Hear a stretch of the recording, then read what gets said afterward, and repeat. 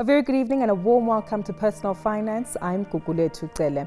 Well, you might have heard of the Sanlam One Rand Man just last year. Well, this year, Sanlam has allowed us to see the One Rand family. I'm now joined by one member of the family, maybe the most important one, the mother, Londiwe, to tell us more about her experience so far. So good to have you with us this evening, Londiwe. I must say I was very intrigued the first time I saw the first episode of the particular show where yourself and your husband basically get your salary in 1 Rand coins and stack it into the Tupperwares. But before you actually had to go that far, you obviously had to make the decision to participate in such an experiment. What drove you to say yes? Well, look, for us, it was just such a great opportunity. We were like one of those typical South African families, earn good salaries, have a great lifestyle. We like the finer things in life. But at the end of the month, we sort of don't know where our money has gone to. So we decided, let's just do this experiment and see how our spending habits are and and see what will happen, if we'll make it, if we won't make it, and just have fun.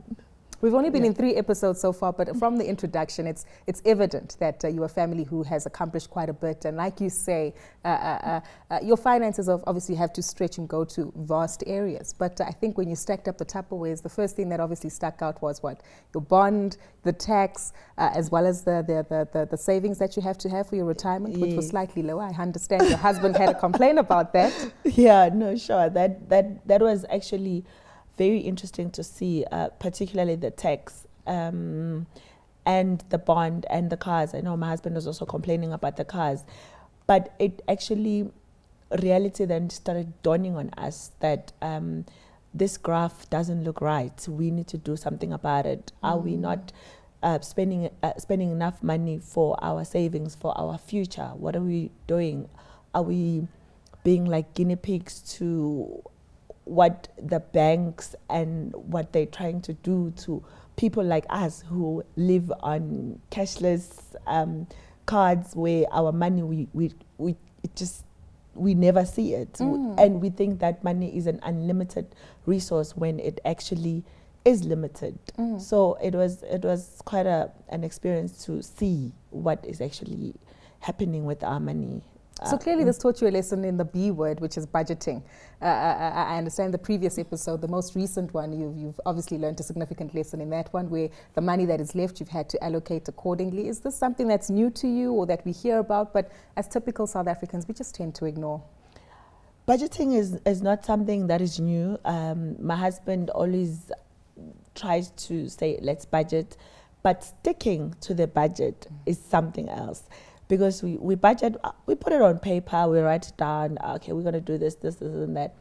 But immediately when I say a sale, I'm like, but I'm actually saving, but it's not in the budget. So it's on those shoes, huh? Yes, exactly. But I'm actually saving, but it wasn't in the budget. So it's like sticking to the budget that has actually what I've been literally doing this month. How difficult has it been though? Because it's not easy, especially having to count those coins. Yeah, it's been very difficult. This exercise has literally slowed me down, both physically because the coins are so heavy and the counting is so tedious, and emotionally, because now I have to really think about what I want to do, if I really need to do it, or if I can actually live without it. Because now I understand that between the whole family, we like sharing this amount of money, which is a first for me, because I don't ask my husband for money because I've got my own money, I've got my own cards. So I have to ask and say, look, but I need to go do my nails. And then he asks, how much are they? And then we start having a conversation like, do you really have to go there? Like, can't you, stuff like that. So that has been a bit of a difficult part. On that emotional attachment to the money and that freedom, gosh, as you say, it stirs up conversation, but how is it with your children? Because I understand your son as well trying to establish his business, and little Anaya, obviously another girl who is obsessed with the beauty salon. What kind of conversations does that lead you to have with your children? Well, with my son, it's been very interesting because he's big and he's carrying all the money. So, and him and my husband were working together totally with putting the scaftins away in a safe, and I just said to him, I'm going to work, can I have a scaftin for petrol? Whoa. So he goes and gets it, and then the following day I say, can I have a scaftin? And then he says, but I gave you a full scaftin yesterday. I'm like, hey, that's my money. Give me that money. So he's actually quite strict. So he's understanding the concept of balancing and budgeting the money. Totally. We kept on talking about, but we're not going to get through to the end of the month if you're doing, I said, I'm buying groceries for this house. Just give me my money. So it was very interesting with that type of conversation. And then with Anaya, she goes to the salon almost like every month or every 2 weeks, depending on the type of hairstyle that I do. But lately, because I totally I was running out of 1 rand because the scaftins were running low. The dad and the brother were talking if I want money. So I started talking to her, bribing her, if you allow mommy to do your hair, I'll give you a sweetie. Has it worked? It has worked to some extent, and then she cries, but I think she's also at an age where I actually realized this just now, and I tell the nanny that you'll see when I brush Anaya's hair, she'll just start laughing. And then she says, she looks at me, and then I take a brush and I brush her hair, and then she starts laughing. And I'm like, oh, I love this stage. So yeah, so it's been working. I've been really trying innovative and creative ways to also discuss with her that mommy doesn't have money, but you need to look good because we're going to take photographs, and she likes photographs. And then she says, but where's that sweet? And then I give her the sweet, and then we start, and then we fight. But I think it's getting there. It sounds like an amazing experience, which has obviously taught yourself and your family to communicate a lot more openly about money. But what about yourself? The financial discipline, does this also awaken you to the fact that maybe you need financial advice? I'm not too sure if you were receiving it beforehand, but has this opened up a new realm of financial understanding for yourself and your family? I think definitely it has opened up our eyes totally, because before, when we would have financial advice, we'll first think about what are they gaining out of us instead of what are we gaining out of them. Which is the perception we have as South Africans, exactly. Right? Like, are they also trying to make money out of us? No, we've got this. We can handle our own finances. But it's one of those where we actually now taking a look at our future together to say, this is how our parents raised us, and this is their situation right now. We don't want to be like that. We want to be able to retire and still be able to sustain the type of lifestyle that we sustain. We still want to go on holidays. We still want to help our kids out and not get help from our kids. Jabulo is into entrepreneurship.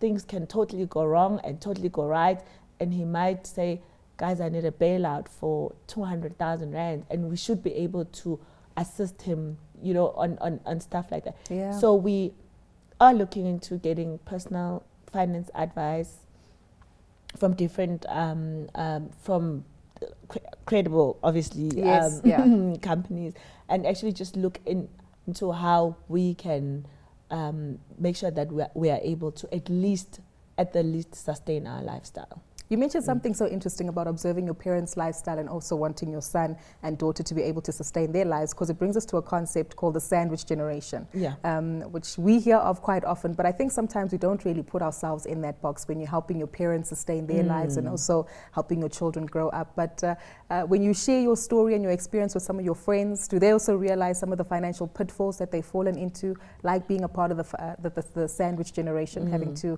help their parents live and also supporting their children? It is such a big thing amongst particularly African families. Yeah. We, even with my friends, especially in marriages, it also becomes a different dynamic, because now we start competing. But you're helping your parents more than I'm helping my parents. Then we start having, there's something that we call imali yobfazi, where you have secret savings. You know about that. Where you have a secret savings account. When your mom needs 6,000 rands, you don't have to ask your husband. You're like, okay, mom, just so that there's some sort of balance. So some things we discuss, and some You just don't want that potential conflict coming out based on your parents, because it's a very sensitive issue.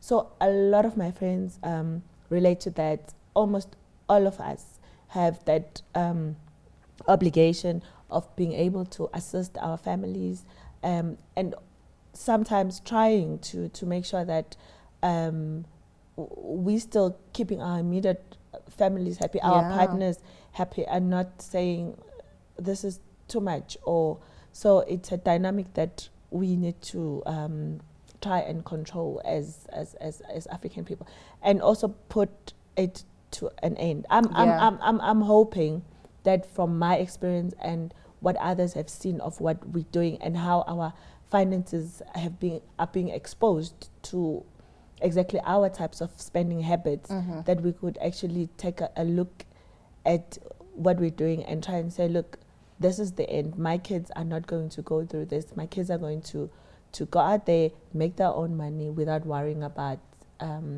giving back money to my parents when they retire. Let's get a quick recap now, some of the key takeaway points from this discussion. Londiwe, we've said quite a bit, from the sandwich generation to Imali Umfazi, but if you have to sit down with the average South African who relates to your situation right now and give them your view on financial advice from your experience, what would it be? I think it's very important to to actually budget and stick, because I know a lot of people do budget, but stick to your budget and make sure that you don't go overboard. It's important to prioritize what is important to you. If your kids are important, put your kids' college education, your savings, put aside your retirement. If it's important for you to maintain the type of lifestyle or even a better lifestyle when you retire, you prioritize those things. And then I think most importantly, planning. For me, I've learned a lot about planning. As planning your day, your month ahead, planning your week ahead, planning everything ahead. Like I literally put my petrol the day before I go to work. You know, so because I know that first of all, it's tedious to count the 1 Rand coins. Secondly, I'm going to be late. So those are the most important things that make you not to save. Because if you don't have time and you haven't planned your day properly, you're not going to buy your bread at a retail store which is cheaper.